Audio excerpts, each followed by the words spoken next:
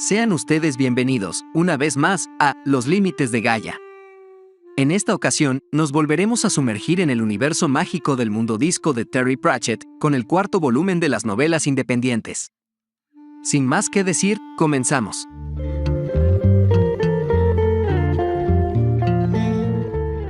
Sinopsis.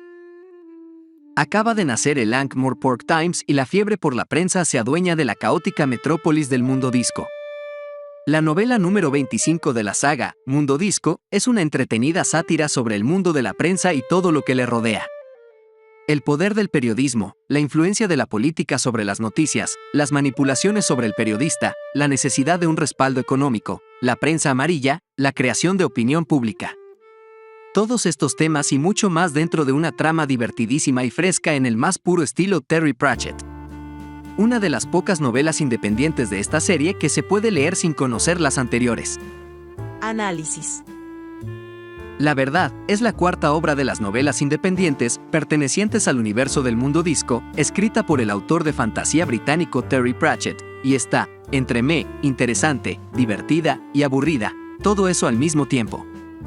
En esta historia, conoceremos a William de Wordy. Nótese cómo este apellido tiene una connotación semiótica en inglés con la palabra word, que es hijo de una familia acaudalada, que, harto de que su padre, Lord de Wordy, le diga qué hacer con su vida, se va de su lugar de origen, en búsqueda de fortuna, a Ankh-Morpork. Resulta que, durante su instrucción educativa, William se dio cuenta de que su verdadera pasión es leer y escribir. Así es como, en Ankh-Morpork, se gana la vida mediante la redacción de cartas, que envía a las principales personalidades del mundo disco, mismas que contienen noticias de interés para los destinatarios. Es, en resumen, una especie de protoperiodista. Cabe resaltar que, en este punto, las cartas, para evitar que su contenido sea modificado, William las hace grabar en madera. Evidentemente, esto representa un costo muy alto que no cualquier persona se puede permitir. Yendo por la calle, William se encuentra con Escurridizo, el legendario vendedor de salchichas de Ankh-Morpork, y, platicando de la vida, sufren un accidente. Resulta que unos enanos han estado trabajando con una máquina peculiar, misma que se les sale de control y arrolla a William y a Escurridizo. Recuperado el sentido después de la conmoción, William se da cuenta que una de las tablillas que pensaba enviar se ha partido en dos.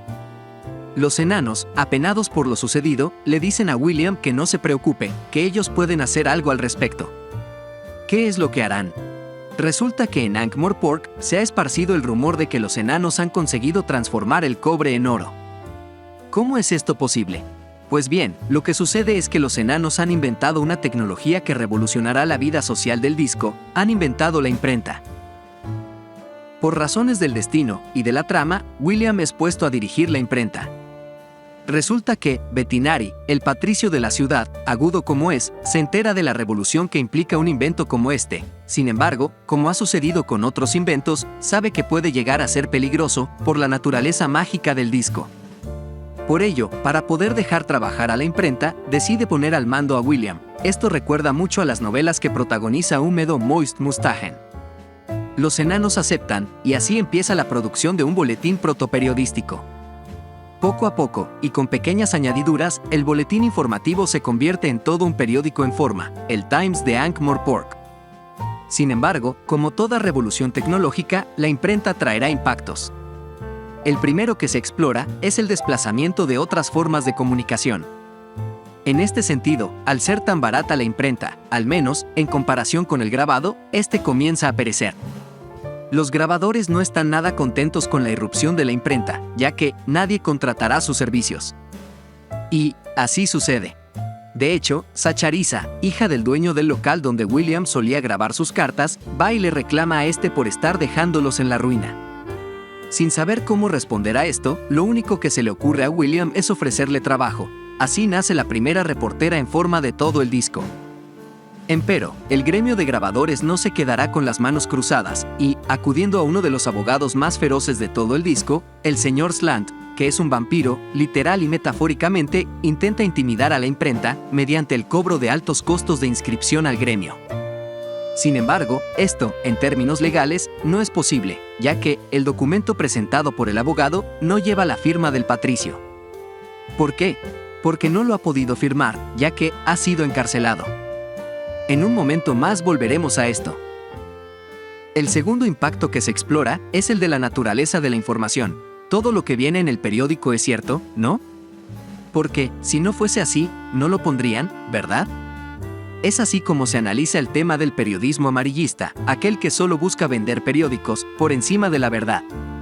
Esta es una situación interesante, ya que, independientemente de las intenciones voraces de cualquier empresa, cuando se expande la publicación del Times, así también lo hacen los costos, tanto en personal como en insumos y maquinaria. Esto, para William, un ser comprometido con la verdad, representa un serio conflicto, ya que entiende que publicar la verdad es necesario, pero también vender. ¿Cómo lo sorteará? La única solución que se le ocurre, por el momento, es la introducción de anuncios comerciales, llegando, inclusive, a asumir lo siguiente: nuestras noticias no pueden mentir, los anuncios, sí, por eso los cobramos. Sin embargo, ¿qué sucede cuando comienza la competencia? ¿La verdad puede resistir al instinto voraz del capitalismo? Lo que sucedió es lo siguiente: la tecnología enana, producto del espionaje industrial, se ha comenzado a socializar. Y los primeros beneficiados son los miembros del gremio de grabadores. Abandonando el negocio de la grabación, ahora se dedican a la imprenta y tienen su propia publicación, una especie de proto-revista, de un par de páginas, donde se cuentan historias y noticias inverosímiles, que no buscan informar, sino entretener, y, que encima, es mucho más barata que el Times, al cual pone entre la espada y la pared en términos financieros. Además, esto no es todo. El gremio de grabadores ha llegado a un acuerdo con Harry el Rey, dueño del emporio de la basura de Ankh-Morpork, quien, entre sus diferentes actividades, se dedica al reciclaje de papel para que se lo venda a sobrecosto al Times. ¿Qué harán William y compañía para sortear esta grave problemática para la existencia del Times? Tendrán que leer la novela para averiguarlo. El tercer impacto que se explora es el de la formación de la denominada opinión pública. ¿Qué es lo que realmente le interesa a la población? ¿Informarse? ¿Entretenerse? Además, para el interés público, y bajo cualquier circunstancia, ¿es factible siempre saber la verdad? Además de los intereses económicos, se explora la relación entre la verdad y los intereses políticos y judiciales. ¿Será que el periódico se puede poner, bajo ciertas circunstancias, al servicio de la posverdad? ¿Qué sucede cuando a ti mismo te alcanza la verdad? ¿Serías capaz de publicarla? Ya no puedo decir más al respecto de este punto sin hacer spoilers, por ello, regresemos a un punto que quedó pendiente. ¿Recuerdan que les dije que Bettinari estaba en la cárcel? Resulta que una trama paralela al Times tiene como protagonistas a Tulipán y Alfiler, dos sujetos que, como los enanos y William, también llegan a Ankh-Morpork en búsqueda de fortuna. Ankh-Morpork, la tierra de oportunidades para todos. Su negocio, simplemente denominado como la nueva empresa, se dedica a los negocios turbios, que incluyen asesinar y desaparecer personas. Y resulta que hay un grupo de gente que quiere que desaparezca una persona, Lord Bettinari.